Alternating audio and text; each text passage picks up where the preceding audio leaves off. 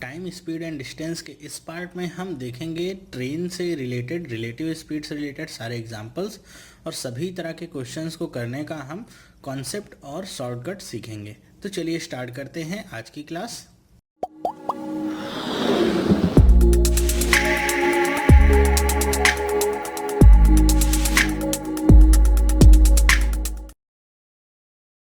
Hello, मेरा नाम चंद्रहास है। स्टडी स्मार्ट में आप सबका स्वागत है। दोस्तों, आप सबको पता होगा कि टाइम, स्पीड एंड डिस्टेंस से हमने 3 पार्ट पहले ही देख लिए हैं। तो अगर आपने वो पार्ट्स अभी तक नहीं देखे हैं तो यहाँ पे आपको लिंक दिया जा रहा है, इस पर क्लिक करके आप उन तीनों पार्ट्स को देख सकते हैं, जिससे आपकी अंडरस्टैंडिंग क्लियर हो जाएगी कि बाकी के क्वेश्चंस को कैसे करते हैं। इस पार्ट में हम क्या देखेंगे? हम देखेंगे ट्रेन से रिलेटेड जितने भी तरह के प्रॉब्लम्स आपके एग्जाम में पूछे जा सकते हैं, सबको आप कैसे ईजिली सॉल्व कर सकते हैं। तो चलिए स्टार्ट करते हैं। देखिए, आपके सामने प्रॉब्लम लिखा हुआ है कि how many seconds will a train 100 metres long running at the rate of 72 kilometre per hour take to pass a certain electric पोल।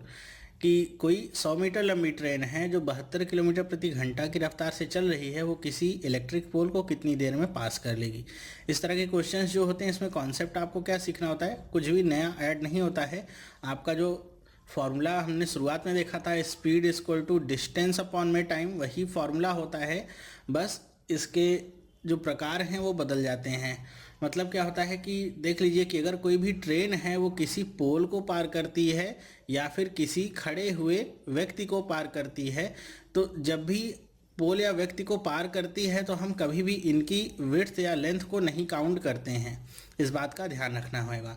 कई बार क्वेश्चंस में ऐसे लिखा होता है कि यहाँ पे पोल की लंबाई दे देता है कि कोई 100 मीटर लंबा पोल है या 100 फीट लंबा पोल है, तो उसको पार करती है तो ट्रेन बताइए कितने समय में पार कर लेगी।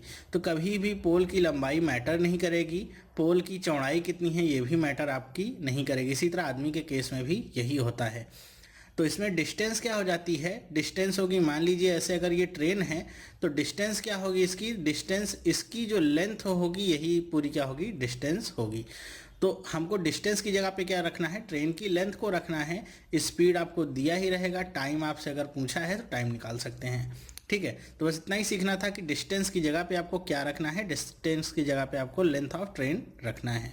बस फॉर्मूला आपका वही है, कोई भी नया चीज़ ऐड नहीं हुआ है। रख दीजिए। देखिए कैसे करेंगे। सबसे पहले जो आपकी स्पीड दी गई है 72 किलोमीटर पर आवर को आप मीटर पर सेकंड में कन्वर्ट कर लीजिए। तो 72 को मीटर पर सेकंड में कैसे कन्वर्ट करेंगे? 5/18 से मल्टीप्लाई कर दीजिए, कितना आ जाएगा?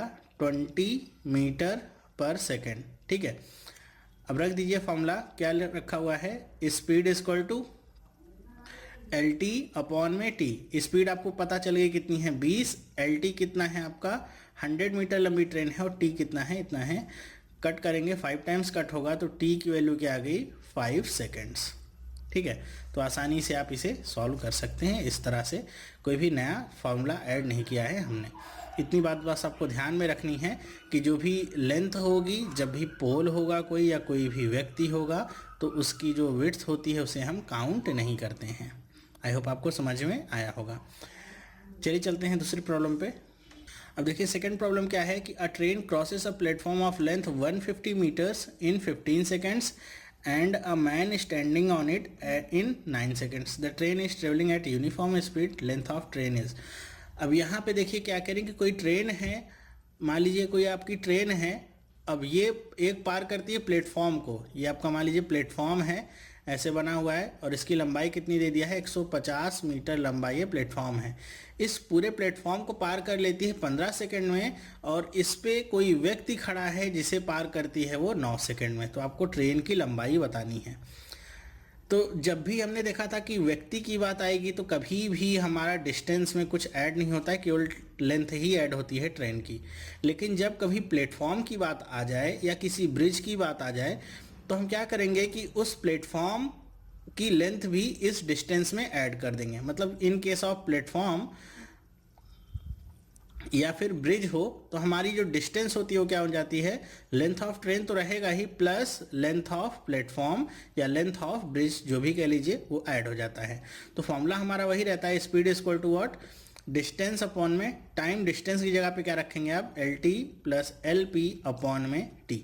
तो इस क्वेश्चन में कहा गया है कि ये ट्रेन इस प्लेटफॉर्म को 15 सेकंड में पार करती है और इस आदमी को 9 सेकंड में पार करती है। तो यहाँ पे देखिए स्पीड दोनों ही केस में उसकी क्या है, कांस्टेंट है। ठीक है, स्पीड उसकी कांस्टेंट है, तो दोनों ही केस में जो एस की वैल्यू आएगी वो तो सेम ही आएगी, चाहे एस बराबर मैं लिखूँ यहाँ पे एल टी अपॉन में टी, ये एस और ये एस दोनों सेम होगा। तो हम इसको बराबर रख देते हैं, क्या रख देते हैं, एल टी अपॉन में टी इक्वल्स एल टी, यहाँ पे टी वन मैं कर दूँ या टी टू कर देता हूँ, प्लस एल पी अपॉन में टी वन। ठीक है, टी वन मतलब प्लेटफॉर्म को पार करने का समय है और टी टू का मतलब आदमी को। सारी वैल्यूज़ को आप रिप्लेस कर दीजिए।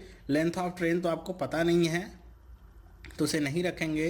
टाइम कितना दिया गया है, मैन के केस में 9 सेकंड का, यहाँ पे लेंथ ऑफ ट्रेन नहीं पता है लेकिन प्लेटफॉर्म की लेंथ पता है कितनी, 150 अपॉन में T1 की वैल्यू कितनी है, तो T1 की वैल्यू यहाँ पे है 15। कट करेंगे 3 टाइम्स कट होगा या 5 टाइम्स कट होगा, क्रॉस मल्टीप्लाई करिए क्या आ जाएगा, 5LT प्लस 3LT प्लस 450। इसको आप दूसरी तरफ लेके आइए, क्या हो जाएगा, 2LT इज इक्वल टू 450। तो length of train is equal to what, 225 metres. ये आपका निकल के आ गया। ऐसे ही आपको करना होगा। इस तरह के क्वेश्चंस आपके एसएससी में देखने को मिल जाते हैं। 1 नंबर में आ सकता है और 1 नंबर ये आपको ज़्यादा से ज़्यादा 15 सेकंड के अंदर ही मिल जाएगा, मुझे ऐसी उम्मीद है। ठीक है, तो आई होप आपको समझ में आया होगा। स्पीड क्या है, उसकी कांस्टेंट है, तो दोनों तरफ की स्पीड को हमने बराबर में रख दिया, वैल्यूज़ को पुट किया और आपका आंसर मिल गया। बस इतना ध्यान रखना है कि आदमी अगर रहेगा तो उसका जो लेंथ होगा या उसकी जो चौड़ाई होगी वो हम नहीं लेते हैं, पोल होगा तो भी नहीं लेंगे। लेकिन अगर कोई प्लेटफॉर्म आता है या ब्रिज आता है तो वो इतना बड़ा होता है कि उसे हम निगलेक्ट नहीं कर सकते हैं, तो उसकी लेंथ भी साथ में डिस्टेंस में जुड़ जाएगी। तो अगर केवल प्लेटफॉर्म के बारे में पूछता है तो आप ये फॉर्मूला लगा सकते हैं। चलिए अब देख लेते हैं कि रिलेटिव स्पीड का कॉन्सेप्ट क्या होता है। तो रिलेटिव स्पीड का मतलब कुछ नहीं होता है, रिलेटिव मतलब सापेक्ष स्पीड। जब हम किसी एक वस्तु की स्पीड किसी दूसरे वस्तु की स्पीड से कैलकुलेट करते हैं या गणना करते हैं कि दोनों कितना तेज़ कितना धीमा चल रहे हैं, या एक वस्तु दूसरी वस्तु से कितना तेज़ धीमे चल रही है, तो ही आपकी क्या कहलाती है, रिलेटिव स्पीड।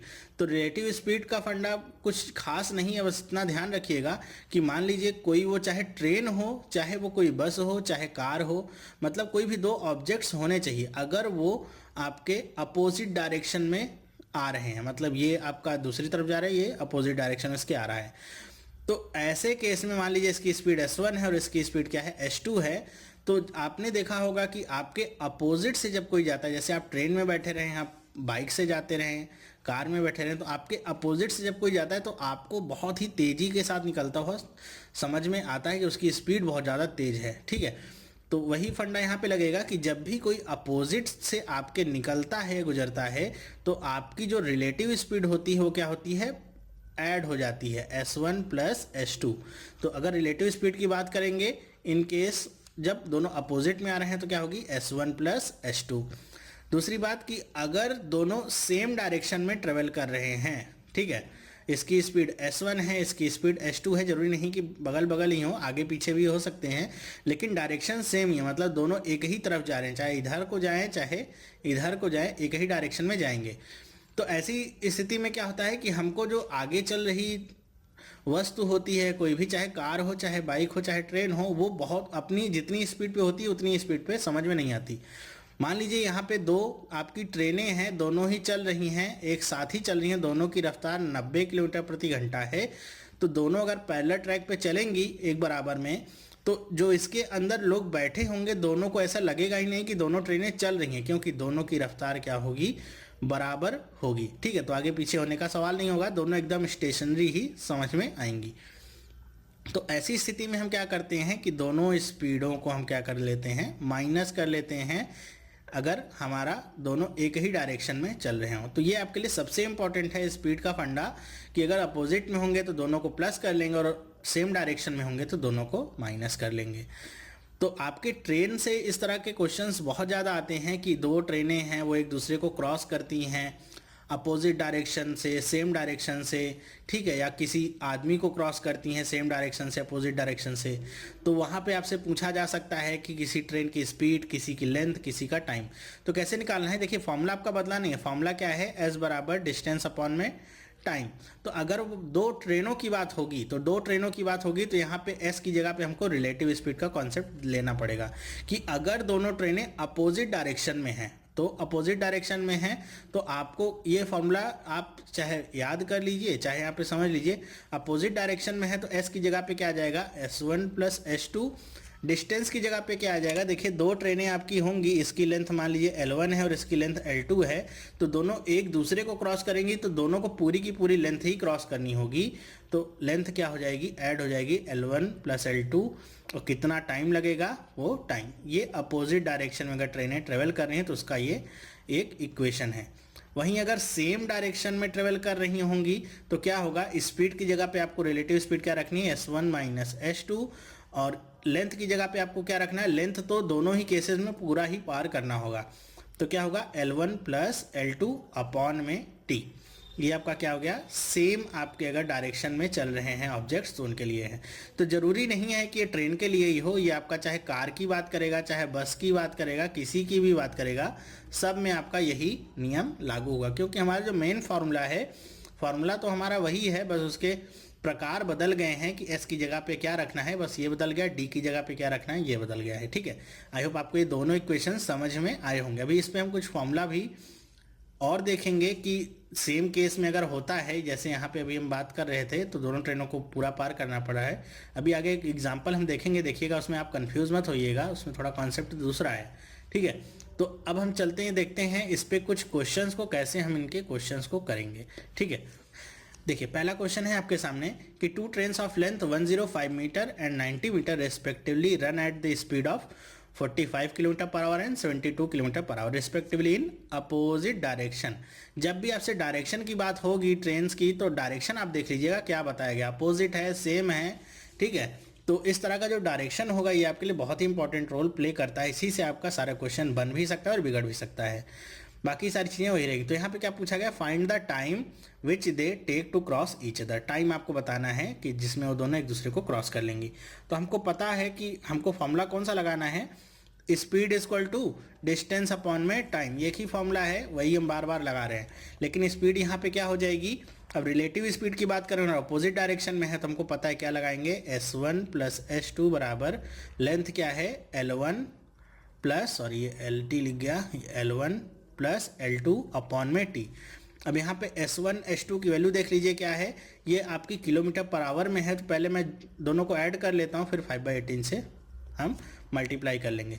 तो 45 और 72 को आप ऐड करिए, कितना मिल जाएगा, 117 इज इक्वल टू L1 और L2 देखिए क्या है, 105 और 90 ऐड करिए कितना आ जाएगा, 195 और अपॉन में T। ये आपको 7 दूर दिख रहा है, साथ में ही है, गुणा कर लीजिए 5/18 से। चलिए अब कट कर लेते हैं, देखिए 13 से ये 9 बार में कट जाएगा और 13 से ये 15 बार में कट जाएगा, 13 कम 13, 13 पचे 65, 9 से ये 2 बार में कट जाएगा और 5 इसे 3 बार में काट देगा। तो गुणा कर लीजिए क्रॉस, तो टी की वैल्यू कितनी आ गई, 6 सेकेंड्स। यही आपका क्या मिल गया, आंसर। लेकिन ये आंसर कब मिला, जब आपको ये इक्वेशन पता है। तो बहुत ही आसानी से आपको 10 सेकंड के अंदर आंसर मिल जाएंगे, ज़्यादा तकलीफ वाली बात नहीं होगी। चलिए देख लेते हैं दूसरा इस पे क्वेश्चन कि two train of length 50 metre and 65 metre respectively run at the speed of 18 metre per second 17 metre per second in the same direction. अब यहाँ पे क्या बात हो रही है, सेम डायरेक्शन की बात हो रही है। तो सेम डायरेक्शन की बात हो रही है, निकालना क्या है, find the time taken by the faster train to cross the slower train. तो यहाँ पे टाइम की बात हो रही है, टाइम निकालना है और डायरेक्शन क्या है, सेम है। तो आपको पता होगा कौन सा फॉर्मूला लगेगा, S1 माइनस S2 बराबर L1 प्लस L2 अपॉन में T। S1 माइनस S2 करिए तो यहाँ पे देखिए 18 है और ये क्या है, 17 है और मीटर पर सेकंड में ये है, तो कुछ भी बदलने की जरूरत नहीं है। तो 18 माइनस 17, L1 प्लस L2 की बात करेंगे तो कितना आ जाएगा, 115 बटे में T कितना आ जाएगा, ये 1 आ जाएगा। तो T की वैल्यू कितनी आ गई, 115 सेकेंड, 10 सेकेंड में आपको आंसर मिल जाएगा। अब जरूरी नहीं कि हर बार आपसे वो टी ही पूछे, हो सकता है इसमें ऐसे दे दिया होता कि दोनों की स्पीड दे दिया होता। ठीक है, आपसे दोनों की स्पीड दे दिया होता और आपसे टोटल लेंथ पूछ लेता कि ट्रेन की कितनी है। तो स्पीड आपको पता चल जाती है 18 माइनस 17, ये टाइम दे देता है 115, तो L1 प्लस L2 अपॉन में 115 क्रॉस मल्टीप्लाई करते तो L1 प्लस L2 बराबर में क्या जाता 115। तो आपसे कुछ भी पूछेगा आप इसी फॉर्मूला में रखेंगे, आपको आंसर मिल जाएगा। आई होप आपको समझ में आया होगा। अब देखिए थोड़ा क्वेश्चन अलग टाइप से है, दूसरे टाइप का क्वेश्चन है, इसे हम करेंगे। एक तो इसका कॉन्सेप्ट पार्ट हम देखेंगे कैसे कॉन्सेप्चुअली इस क्वेश्चन को करेंगे, वही हमारा सेम फॉर्मूला स्पीड बराबर डिस्टेंस अपॉन में टाइम से। और दूसरा इसका हम देखेंगे शॉर्टकट तरीका। तो शॉर्टकट तरीका लगाने के बाद तो आपका 5 सेकंड में इसका आंसर आ जाएगा। कॉन्सेप्ट अगर आप जानते रहेंगे तो ज़्यादा अच्छा होगा आपके लिए। क्या करेंगे, 2 trains running in opposite direction. बता रहे हैं कि 2 ट्रेन है जो अपोजिट डायरेक्शन में रन करेंगे। Cross a man standing on platform in 54 second and 34 second respectively. They cross each other in 46 seconds. Find the ratio of their speed. कह रहे हैं कि 2 ट्रेन्स हैं, मान लीजिए 2 आपकी ट्रेन्स हो गई, एक इधर से आ रही है, एक उसके अपोजिट डायरेक्शन से आ रही है। ये इधर को चल रही है और ये इधर को चल रही है। ये कोई आदमी खड़ा हुआ है। कह रहे हैं कि एक ट्रेन इस आदमी को पार करती है 54 सेकंड में, दूसरी ट्रेन इस आदमी को पार करती है 34 सेकंड्स में, और ये दोनों एक दूसरे को पार करती हैं 46 सेकंड्स में। तो आपको बताना क्या है कि उनकी स्पीड का रेशियो कितना। ध्यान रखें, स्पीड नहीं पूछा है, स्पीड का रेशियो आपसे पूछा है, ये आपको बताना है। तो आपको पता होगा जब भी किसी मैन की बात हो, पोल की बात हो, तो जो लेंथ ऑफ ट्रेन होती है वही आपकी टोटल डिस्टेंस होती है। तो हम यहाँ से लेंथ निकाल लेते हैं। हम यहाँ पे ले लेते हैं, पहले केस के लिए लेते हैं कि एक ट्रेन, मान लीजिए ये वाली ट्रेन है जो 54 सेकंड में इस आदमी को पार करती है। तो इसके लिए हमारा स्पीड का फॉर्मूला क्या हो जाएगा, S1 बराबर L1 अपॉन में क्या T। तो S1 की वैल्यू क्या है हमको नहीं पता, L1 की वैल्यू क्या है हमको नहीं पता, लेकिन T की वैल्यू कितनी है 54। तो क्रॉस मल्टीप्लाई कर देंगे तो L1 की वैल्यू क्या आ जाएगी, लेंथ 1 कितनी हो जाएगी 54 S1। ठीक इसी तरह इसकी बात करते हैं तो इसमें क्या हो जाएगा, S2 बराबर L2 अपॉन में T। ठीक है, S2 की वैल्यू नहीं पता, L2 की वैल्यू नहीं पता, T की वैल्यू कितनी है 34। तो L2 की वैल्यू कितनी निकल आई क्रॉस मल्टीप्लाई करने पे 34 इंटू S2। ये आपको पता चल गया L1 और L2 की value in form of speed. अब आपको पता क्या है कि दोनों ट्रेनें एक दूसरे को 46 सेकंड में क्रॉस करती हैं और अपोजिट डायरेक्शन में, तो कौन सा फॉर्मूला लगेगा, S1 प्लस S2 बराबर L1 प्लस L2 अपॉन में T। तो S1 प्लस S2 की वैल्यू आप यही रहने दीजिए, L1 प्लस L2 की वैल्यू, L1 की वैल्यू ये आ गई, L2 की वैल्यू ये आ गई, इसको आप रिप्लेस कर दीजिए तो कितना हो जाएगा 54 S1 प्लस 34 S2 अपॉन में कितना, टाइम कितना दिया है 46। 46 को आप दूसरी तरफ मल्टीप्लाई कर लीजिए, कितना आ जाएगा 46 S1 प्लस 46 S2 बराबर में 54 S1 प्लस 34 S2। ये आपको मिल गया। अब आप क्या करिए, S1 को एक तरफ कर लीजिए, S2 को दूसरी तरफ कर लीजिए और आपका इक्वेशन क्या हो जाएगा, बैलेंस। देखिए क्या हो जाएगा, 54 S1 माइनस में 46 S1 बराबर 46 S2 माइनस 34 S2। माइनस करिए क्या आ जाएगा, तो ये आ जाएगा 8 S1 बराबर में 12 S2। S2 को इधर लाइए, 8 को दूसरी तरफ ले जाइए, S1 अपॉन में S2 बराबर क्या आ गया 12 बटे में 8। कट करिए कितना आ गया, 4 तियाँ 12, 4 दूनी 8, कितना आ गया 3:2 का रेशियो आपको मिल गया। देखिए कोई भी ऐसा कॉम्प्लेक्स काम नहीं किया, ना तो कोई भी ऐसा कॉम्प्लेक्स कॉन्सेप्ट यूज़ किया है, वही हमारा कॉन्सेप्ट है। बस ये कैलकुलेट करने में आपको थोड़ा सा टाइम लग सकता है, थोड़ा सा लेंदी हो सकता है, फिर भी आप इसमें बहुत सारे नंबर ऑफ स्टेप्स कट कर सकते हैं। मुझे पता है जैसे आपको ये लिखने की ज़रूरत नहीं पड़ेगी, ये आप बहुत कॉमन सेंस से निकाल सकते हैं, दोनों चीज़ें लिखने की ज़रूरत नहीं है। ये लिखने की ज़रूरत आपको नहीं पड़ेगी, आपको यहाँ से अगर आपने लिख लिया तो उसके बाद डायरेक्ट आप इसे लिख सकते हैं अगर आप माइंड में कैलकुलेट कर लें तो इसको करने में भी आपको 20 सेकंड का समय लगेगा। तो चलिए देख लेते हैं इसको करने का दूसरा तरीका क्या होता है, दूसरे तरीके से इसे कैसे कर सकते हैं हम। तो दूसरा तरीका जो होता है इसका शॉर्टकट है, अगर याद रहेगा तो करिएगा, नहीं याद है तो आपको कॉन्सेप्ट पता है। आपको बस टाइम को देखना है, टाइम का डिफरेंस आपको देखना है और कुछ नहीं करना है। आपको जो दोनों ट्रेनों को क्रॉस करने का समय है उसको लेना है, कितना है 46, और जो बाद वाला समय है उसमें से आपको माइनस कर लेना है, कितना आ जाएगा 34 अपॉन में। फिर आपको दूसरी बार क्या करना है कि जो पहले वाला टाइम था, मतलब जो बड़ा टाइम था, उसको लेना है 54 माइनस में क्या कर लेना है 46। माइनस करेंगे आप, ऊपर क्या बचेगा आपके, ऊपर बच जाएगा 12, नीचे क्या बचेगा 8, कट करेंगे क्या आ जाएगा 3/2। तो आपके पास भी अगर बुक होगी तो इस मेथड से आप करके देखिएगा। यहाँ पे अगर आप मॉड लगा लें तो ज़्यादा ये बेहतर दिखेगा। कैसे होगा कि जो दोनों को क्रॉस करने का समय होगा 46 माइनस में 34 अपॉन में 46 माइनस में 54, दोनों ऊपर नीचे मॉड लगा लीजिए। तो क्या होगा, मॉड का मतलब क्या होता है कि मॉड कभी भी आपका नेगेटिव वैल्यू बाहर पास नहीं करता है, कुछ भी वैल्यू आएगी वो पॉजिटिव में ही आएगी। तो क्या आ जाएगा 12, और यहाँ पे देखिए वैसे तो आता -8 लेकिन मॉड की वजह से क्या आएगा 8 आएगा। तो क्या आ जाएगा 3/2। तो ऐसे आप कर सकते हैं, बहुत ही आसानी के साथ आपका आंसर निकल जाएगा। बस ध्यान रखिएगा ऊपर जो आपकी आएगा टाइम वो T2 होगा, और नीचे जो टाइम आएगा वो क्या होगा T1 का टाइम होगा। आप आसानी से कर सकते हैं। अब इसको करने के बाद तो आप इसे 5 सेकंड्स में भी आंसर कर सकते हैं, मतलब 15 सेकंड का समय आपका कम हो जाता है इसे देखने के बाद। अब देखिए क्वेश्चन क्या लिखा हुआ है, 2 trains running at the rate of 45 and 36 kilometre per hour respectively on parallel rails in opposite direction. ठीक है, ये आपके लिए इंपॉर्टेंट पॉइंट है। और observe to pass each other in 8 seconds and when they are running in the same direction at the same rate as before, the person sitting in the faster train observe that he passes the other in 30 seconds. Find the length of the trains. अब क्या कह रहे हैं कि 2 ट्रेनें हैं आपकी, वो अपोजिट डायरेक्शन में जब रन कर रही हैं, ठीक है, अपोजिट डायरेक्शन में रन करती हैं तो एक दूसरे को 8 सेकंड में क्रॉस कर लेती हैं अपोजिट में जब ये ट्रेवल करती हैं तो। लेकिन कह रहे हैं कि जब सेम डायरेक्शन में ये ट्रेवल करती हैं तो जो फास्टर ट्रेन है, मान लीजिए फास्टर ट्रेन है, इसमें कोई आदमी बैठा हुआ है, ये क्या देखता है कि ये जो फास्टर ट्रेन है इस आदमी ने इस ट्रेन को 30 सेकेंड्स में पार कर लिया, मतलब शुरू से लेकर के अंत तक की पूरी ट्रेन को 30 सेकेंड में पार कर लिया। तो आपको दोनों ट्रेनों की लेंथ को बताना है। तो कैसे करेंगे, आप इसे करेंगे एकदम सेम उसी तरह रिलेटिव स्पीड का जो कॉन्सेप्ट है। तो आपको पता है जब अपोजिट डायरेक्शन में चलेंगे तो क्या होगा, S1 प्लस S2 बराबर में क्या होगा L1 प्लस L2 अपॉन में T। अब आप सारी वैल्यूज़ को सब्स्टिट्यूट कर दीजिए तो S1 और S2 की वैल्यू आपको पता है क्या हो जाएगी, 45 प्लस 36 कितना आ जाएगा 81, और इंटू में 5 अपॉन में 18 कर देंगे। L1 प्लस L2 की वैल्यू तो पता नहीं है तो यहाँ पे हम यही रह देंगे। T की वैल्यू पता है कितनी 8 सेकेंड है तो 8 रख देंगे। 9 टाइम्स कट होगा, ये 2 टाइम्स कट होगा, 2 इसे 4 टाइम्स कट करेगा। 9 इंटू 5 कितना होगा 45, 45 इंटू 4 कितना आ जाएगा, तो L1 प्लस L2 की वैल्यू कितनी आ गई 45 इंटू 4 मतलब 180, मतलब दोनों ट्रेनों की कंबाइंड जो लेंथ है वो कितनी है 180 मीटर्स। अब आपको अगर केवल एक वैल्यू पता चल जाए, चाहे L1 की चाहे L2 की, तो आपको दूसरी वैल्यू अपने आप पता चल जाएगी।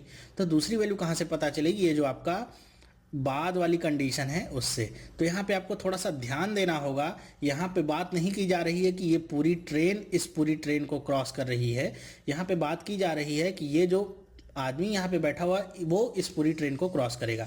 तो ध्यान रखिएगा कि यहाँ पे इस वाली ट्रेन की जो लेंथ है वो काउंट नहीं होगी। क्यों? क्योंकि इसकी पूरी लेंथ को पास करने की बात नहीं कर रहे हैं, हम बात कर रहे हैं केवल दूसरी वाली ट्रेन की लेंथ को पास करने की। तो वही आप लगा दीजिए, क्या लगाएंगे, रिलेटिव स्पीड का सेम डायरेक्शन में होगा तो क्या होगा S1 माइनस S2। अब यहाँ पे केवल और केवल आप क्या देखेंगे L2 लिखेंगे, L1 की स्पीड तो हम कंसीडर नहीं कर रहे हैं क्योंकि उसको हम जोड़ नहीं रहे। तो क्या जाएगा L2 अपॉन में T। S1 माइनस S2 की वैल्यू कितनी आ जाएगी 45 माइनस 36 कितना आ जाएगा आपका, ये आ जाएगा आपका 9, तो 9 इंटू 5 अपॉन में 18, 2 टाइम्स कट होगा, और L2 अपॉन में T की वैल्यू कितनी है 30, तो ये इसे 15 टाइम्स कट कर देगा। तो L2 की वैल्यू कितनी आ गई 75 मीटर्स। ये आपकी आ गई L2 की वैल्यू को यहाँ पे पुट करिए तो L1 की वैल्यू कितनी आ जाएगी 105 मीटर्स। तो इस तरह से आप इस क्वेश्चन को लगा सकते हैं आसानी से। बस इतना आपको कॉन्सेप्ट क्या समझना था कि अगर कोई आदमी होगा किसी ट्रेन के अंदर, वो पास कर रहा है किसी दूसरी ट्रेन को, तो आपको दूसरी वाली ट्रेन की जो लेंथ है उसे कैलकुलेट नहीं करना है, क्योंकि वो पूरी ट्रेन हो सकता है ये ट्रेन यहाँ से आपकी स्टार्ट हुई है, यहाँ तक की लेंथ तो जोड़ेंगे ही नहीं क्योंकि आदमी तो आपका यहाँ बैठा हुआ है। तो जब से इसने इस ट्रेन का पीछे वाला भाग देखना शुरू किया है तब से हम जोड़ेंगे, तो यहाँ से लेके यहाँ तक जाएंगे और जितना दूर ये आदमी है उतनी दूर की ही बात हम करेंगे। ठीक है, तो हमको दूसरी ट्रेन की लेंथ जोड़ने की ज़रूरत नहीं होगी, बस यही फॉर्मूला आप रखेंगे, आसानी से आपका आंसर आ जाएगा। तो इतना कॉन्सेप्ट अगर समझ गए तो नेक्स्ट बात करते हैं, ये भी आपका एक टाइप है। इसमें क्या होता है कि आपकी 2 ट्रेनें हैं, उनमें आपको दिया क्या जाता है कि एक बार जब दोनों अपोजिट डायरेक्शन में आ रही होती हैं तो सर्टेन टाइम्स में पास कर लेते हैं एक दूसरे को, एक बार सेम डायरेक्शन में होती हैं तो सर्टेन टाइम में पास करती हैं। तो आपको दोनों ट्रेनों की लेंथ बतानी होती है। अब ये पिछले वाले क्वेश्चन से कैसे डिफरेंट है, यहाँ पे पूरे के पूरे ट्रेन की बात की जा रही है दोनों ही कंडीशंस में। तो इसके लिए क्या होता है कि इसके लिए एक फॉर्मूला भी होता है, और फॉर्मूला अगर ना भी आपको याद रहे तो बहुत ही अच्छे से कॉमन सेंस तो आपको पता ही होगा, आपके पास है, उसका भी यूज करके आप आसानी से इसे सॉल्व कर सकते हैं। देखिए कैसे कि two trains of length 100 and 80 metre respectively run on parallel line of rail. When running in the same direction, the faster train passes the slower one in 18 seconds. यानी कि जब सेम डायरेक्शन होगा, सेम डायरेक्शन का मतलब S1 minus S2, तो दोनों की length को आप ऐड करिए, L1 प्लस L2 कितना हो जाएगा, तो L1 प्लस L2, और कितना टाइम दिया गया है ये, तो आपको ये फॉर्मूला लगाना है जब सेम आपका डायरेक्शन होगा। तो S1 माइनस S2 की वैल्यू आपको पता है नहीं तो मत रखिए, L1 प्लस L2 की वैल्यू पता है, 100 प्लस 80 कितना हो जाएगा, 180। टाइम कितना है 18 सेकेंड, तो कितना गया 18, कट करेंगे 10 टाइम्स कट हो गया। दूसरी बात कह रहे हैं but when they are running in opposite direction, की जब अपोजिट डायरेक्शन में वो रन करती हैं with the same speed as earlier they passes each other in 9 seconds. कह रहे हैं उसी स्पीड से जो पहले स्पीड थी, स्पीड में कोई बदलाव नहीं हुआ है, तो 9 सेकेंड में एक दूसरे को पार कर लेते हैं। तो फिर से वही काम, सेम डायरेक्शन था तो माइनस, अपोजिट डायरेक्शन है तो प्लस, L1 प्लस L2 की वैल्यू कितनी है 180, और अपॉन में कितना समय है 9 सेकेंड, कट करेंगे कितना आ जाएगा 20। अब ये आपको दो इक्वेशंस मिल गए, दोनों को सॉल्व कर लीजिए, ऐड कर देंगे तो ये आपका कट जाएगा, क्या आ जाएगा 2S1, 20 और 10 कितना आ जाएगा 30। तो S1 की वैल्यू कितनी आ गई 15 मीटर पर सेकेंड। ठीक है, ध्यान रखिएगा मीटर पर सेकंड वैल्यू आपकी आई है, क्योंकि सारी चीज़ें मीटर और सेकंड में ही है। S1 की वैल्यू आ गई, S1 की वैल्यू चाहे यहाँ पुट करिए चाहे यहाँ पुट करिए। S2 की वैल्यू आपको मिल जाएगी कितनी, यहाँ पे अगर पुट कर दीजिए तो कितना मिल जाएगा 5 मीटर पर सेकेंड। तो इस तरह से आप इसे आसानी से निकाल सकते हैं।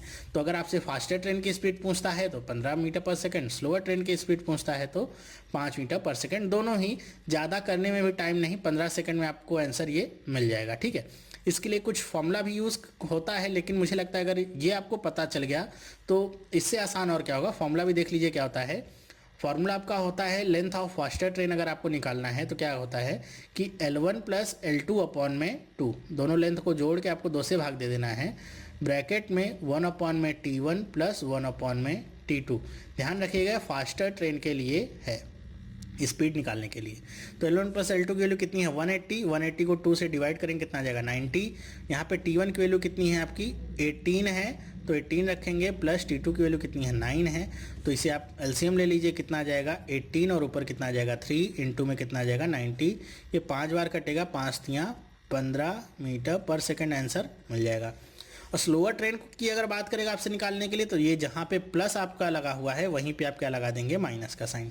ठीक है, तो यहाँ पे 2 प्लस 1 3 आया था, तो यहाँ पे कितना आ जाएगा केवल 1/18, और 18 90 को 5 बार में काटेगा तो 5 मीटर पर सेकंड आपको आंसर मिल जाएगा। तो आप फॉर्मूला भी देख सकते हैं, और कॉन्सेप्ट पता है तो कॉन्सेप्ट का सहारा भी ले सकते हैं। मेरे ख्याल से तो कॉन्सेप्ट आप समझिए, ताकि क्वेश्चन को अगर घुमाए भी वो तो आप सारी चीज़ों को निकाल सकते हैं। फॉर्मूला तो आपका डेराइव होके आता है कॉन्सेप्ट से ही। ठीक है, चलिए देखते हैं, ये 8वां क्वेश्चन है और ये आखिरी टाइप है ट्रेन में। इस तरह का जो टाइप हम देख रहे थे, अब आखिरी टाइप में हम पहुंच गए हैं, इस तरह के क्वेश्चन पूछे जाते हैं। अब यहाँ पे क्या कह रहे हैं कि a train overtakes 2 person who are walking at the rate of 4 kilometre per hour and 8 kilometre per hour in the same direction and passes them completely in 18 and 20 seconds respectively, find the length of the train. कह रहे हैं कि आपका कोई train है, ठीक है, आपकी यहाँ पे ये ट्रेन है। अब ये ट्रेन क्या है कि 2 लोगों को पास करती है और दोनों लोग भी स्थिर नहीं है। अब इस बार क्या है, दोनों लोग भी गतिमान हैं, गति कर रहे हैं, और सेम डायरेक्शन में। मान लीजिए ट्रेन इस डायरेक्शन में है तो ये भी इस डायरेक्शन में है, ये भी इस डायरेक्शन में है। दोनों की स्पीड पता है क्या 4 किलोमीटर और 8 किलोमीटर। इसको 18 सेकंड में ट्रेन पार करती है और इसे 20 सेकंड में ट्रेन पार करती है। तो आपको लेंथ बताना है ट्रेन की कितनी होगी। तो आपको पता क्या है कि रिलेटिव स्पीड का कॉन्सेप्ट आप लगाएंगे, और जब भी हमने ये देखा था कि कोई पोल आता है या कोई आदमी की बात होती है तो उसकी लेंथ को हम निगलेक्ट कर देते हैं, नेग्लेजिबल होती है वो, उसे काउंट नहीं करते हैं। तो वही हम मेथड अपनाएंगे और अपना काम करेंगे। देखिए कैसे होगा कि हम मान लेते हैं speed of train ST minus में, इसे मैं फर्स्ट मान लेता हूँ, इसे सेकंड मान लेता हूँ। ST माइनस S1 बराबर में क्या हो जाएगा, सेम डायरेक्शन में तो आपकी जो स्पीड्स हैं वो माइनस होंगी, लेंथ ऑफ ट्रेन अपॉन में टाइम। अब पूछिए यहाँ पे दूसरी वैल्यू क्यों नहीं रखी गई, क्योंकि आदमी की जो लेंथ है वो तो कैलकुलेट करेंगे नहीं। S1 की जो लेंथ है उसे आप रख दीजिए। तो S1 क्या है आपका, S1 है 4 किलोमीटर। इसे 5/18 से आप मल्टीप्लाई कर दीजिए, कितना आ जाएगा ये 2 टाइम्स जाएगा और ये 9 टाइम्स 10/9। तो ST बराबर क्या आ जाएगा, माइनस में 10/9 और LT, और T की वैल्यू कितनी है देखिए, T की वैल्यू है आपकी 18 ये आएगा। तो LT की वैल्यू कितनी आ गई, 18 गुणे में ST माइनस में 10/9। अब चलिए दूसरे पर्सन के लिए हम बात कर लेते हैं। तो यहाँ पे हम पहले इसकी स्पीड निकाल लेते हैं, मीटर पर सेकंड में S2 क्या आ जाएगा, तो 8 × 5/18 कितना आ जाएगा, 9 टाइम्स, ये क्या आ जाएगा 4 टाइम्स 20/9 मीटर पर सेकंड। फिर से फॉर्मूला लगाते हैं, ST माइनस में S2 LT/T, सबकी वैल्यू आप रख दीजिए। तो ST बराबर क्या आ जाएगा, ST माइनस में 20/9 LT, और T की वैल्यू कितनी आ जाएगी 20। अब आप LT बराबर निकाल सकते हैं, यहाँ से क्या आ जाएगा 20 × में ST माइनस में 20/9। अब देखिए आपका LT दोनों तरफ से बराबर है, तो दोनों वैल्यूज़ को आप इक्वेट कर सकते हैं। इसे आप लिख दीजिए 18 × ST माइनस 10/9 बराबर में 20 × ST माइनस में 20/9। अब आप इसे कट कर दीजिए, 9 टाइम्स जाएगा और ये आपका 10 टाइम्स जाएगा। सारी वैल्यूज़ को आप आसानी से कन्वर्ट कर सकते हैं। देखिए 9 का गुणा मैं कर देता हूँ, यहाँ पे क्या हो जाएगा 9ST, और यहाँ पे 9 का गुणा करूँगा तो ऊपर और नीचे 9 कट जाएगा, कितना आ जाएगा 10, और यहाँ पे 10 का गुणा करेंगे कितना आ जाएगा 10ST, और यहाँ पे क्या आ जाएगा 200/9। ठीक है, अब आप ST वाली वैल्यूज़ को एक तरफ ले लीजिए और बिना जो वेरिएबल की उनको दूसरी तरफ। तो कितना आ जाएगा, ये 10 उधर जाएगा तो क्या हो जाएगा, ये माइनस में ST आ जाएगा, ये 10 दूसरी तरफ आएगा तो कितना हो जाएगा माइनस में 200/9 प्लस 10। 9 × 10 कितना हो जाएगा 90। 90 में से 200 घटाएंगे तो कितना आ जाएगा माइनस में 110/9। माइनस से माइनस कट गया और स्पीड ऑफ ट्रेन कितनी आ गई 110/9। ये ध्यान रखिएगा, स्पीड आई है आपकी, ठीक है। इसीलिए मैंने यहाँ पे x और y नहीं रखा, क्योंकि कन्फ्यूज़न में आप कई बार यहीं पे जो वैल्यू आ जाती है उसी को आंसर मान लेते हैं। आपको लेंथ पूछा गया और ये क्या आई है, स्पीड आई है। लेंथ कैसे निकाल सकते हैं आप, तो लेंथ के लिए आपको ये जो फार्मूलाज दिए गए हैं या आपने जो निकाले हैं, इसमें किसी में भी आप ST की वैल्यू को पुट कर दीजिए, आपको मिल जाएगा। मान लीजिए मैं इसी में पुट कर देता हूँ तो कितना आ जाएगा, देखिए आपका 18 × में ST की वैल्यू कितनी 110/9 माइनस में 10/9। तो 9 आपका क्या है, कॉमन ही है, तो आपका ऊपर वाली वैल्यूज़ घट जाएंगे, कितना आ जाएगा 18 गुणे में कितना आ जाएगा ये 100/9। 2 बार कटेगा 200 मीटर, ये आपकी क्या आ गई लेंथ आ गई ट्रेन की। तो इस तरह आप निकाल सकते हैं। तो इस तरह के क्वेश्चंस भी आते हैं और आप देख रहे हैं कि इसे कैसे निकाला जाता है। अब इतना लंबा अगर आप नहीं करना चाहते हैं तो इसका एक शॉर्टकट मेथड भी है, जिसे अप्लाई करके आप इस क्वेश्चन को 10 सेकंड के अंदर निकाल सकते हैं, या उससे कम में भी आप निकाल सकते हैं। चलिए उसे भी देख लेते हैं। का डायरेक्ट फॉर्मूला क्या होता है कि जब भी आपको कोई ट्रेन हो, वो 2 पर्सन को क्रॉस कर रही हो और वो दोनों पर्सन भी आपके मूविंग हो, चाहे सेम डायरेक्शन में हो अपोजिट डायरेक्शन में हो, तो आपका क्या होता है कि LT बराबर क्या हो जाएगा, डिफरेंस अपॉन में स्पीड, उनकी स्पीड्स में जो डिफरेंस है उसे लेंगे, इनटू में T1 × में T2 अपॉन में डिफरेंस अपॉन में टाइम, जो भी इनके टाइम का डिफरेंस है उसे लिखेंगे। तो देखिए यहाँ पे डिफरेंस अपॉन में स्पीड कितना हो जाएगा 4 और 8 कितना आ जाएगा 4 आ जाएगा, लेकिन ये 4 किलोमीटर प्रति घंटा में है तो इसे 5/18 से गुणा कर देंगे। T1 कितना दिया गया है 18, T2 कितना दिया गया है 20, अपॉन में डिफरेंस ऑफ टाइम कितना आ जाएगा 2। देखिए 18 से 18 कट जाएगा, 2 दूनी 4 कट जाएगा, 5 दूनी 10 और 10 गुणे 20 कितना आ गया 200 मीटर आपको लेंथ ऑफ ट्रेन यहाँ पे मिल जाती है। तो इस तरह से आप इसे 5 सेकंड से 10 सेकंड के अंदर इसे कर सकते हैं, अगर आपको ये फार्मूला पता है। फार्मूला इन केस आप भूल भी गए तो आपको कॉन्सेप्ट तो पता है ना, क्वेश्चन आपसे छूटेगा नहीं, आप उसे कर लेंगे। 5 सेकंड में नहीं हो पा रहा है तो आप उसे 30 सेकंड में करेंगे, लेकिन उसे क्वेश्चन को कर लेंगे, ठीक है। 30 सेकंड में ध्यान रखिए, बहुत ही अच्छा आपका स्कोर है। अगर आप एक क्वेश्चन कर लेते हैं आपको 1 नंबर पूरा का पूरा मिल जाता है 30 सेकंड में, तो बहुत ही अच्छी बात है। तो कॉन्सेप्ट से भी कर सकते हैं, शॉर्टकट फार्मूला पता है तो उससे भी कर सकते हैं। दोनों ही तरीके मैंने आपको बताए हुए हैं। तो ये वीडियो आपको कैसा लगा मुझे कमेंट करके आप बताइएगा, पसंद आया कि नहीं, या साथ ही साथ में समझ आया कि नहीं आया, कॉन्सेप्ट भी और जो शॉर्टकट मैंने बताया वो भी पसंद आया है तो मुझे कमेंट करके एक बार सूचित जरूर करिएगा।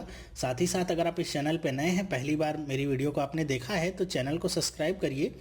मैं इसी तरह की वीडियोस देता हूँ, डेली रोज़ वीडियोस एक अपलोड करता हूँ, जिससे आपको एग्जामिनेशन की प्रिपरेशन में थोड़ी हेल्प मिल सके। तो ट्रेन वाले कॉन्सेप्ट सारे यहीं पे ख़त्म होते हैं। अब नेक्स्ट से हम क्या देखेंगे, नेक्स्ट हम देखेंगे बोट एंड स्ट्रीम का क्या कॉन्सेप्ट होता है, कैसे उन्हें सॉल्व करते हैं। और कुछ लोगों ने पूछा है कि अभी टाइम और डिस्टेंस में कितने पार्ट और हैं, तो मेरे ख्याल से अभी कम से कम 2 पार्ट अभी और आएंगे। इसके बाद आपका टाइम एंड डिस्टेंस का पूरा ही ये चैप्टर खत्म हो जाएगा, फिर कहीं से भी क्वेश्चन आएगा तो आप आसानी से कर सकते हैं। तो इस वीडियो में बस इतना ही, हम मिलेंगे नेक्स्ट पार्ट में, तब तक के लिए थैंक यू एंड बाय।